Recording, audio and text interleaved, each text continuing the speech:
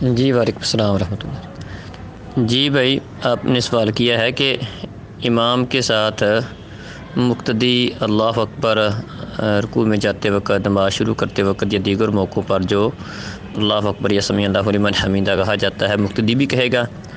ہاں بھائی کہے گا۔ صحیح بخاری میں حدیث ہے، نبی کریم صلی اللہ علیہ وسلم کا فرمان ہے کہ اذا انما جعل الامام لیؤتم بہ فاذا کبر فکبروا۔ جب امام اس لیے ہے کہ اس کی اقتداء کی جائے، جب اللہ اکبر کہے تو تم اللہ اکبر کہو۔ تو اس سے یہ بات سمجھ آتی ہے کہ امام اللہ اکبر کہے گا اور مقتدی بھی اللہ اکبر کہیں گے۔ امام سمیع اللہ لمن حمیدہ کہے گا اور مقتدی بھی سمیع اللہ لمن حمیدہ آہستہ آواز کے ساتھ دل میں وہ بھی کہیں گے۔ تو بلکہ عام بھی آپ کا فرمان یہی ہے، صلو کما رأیتمونی اصلی۔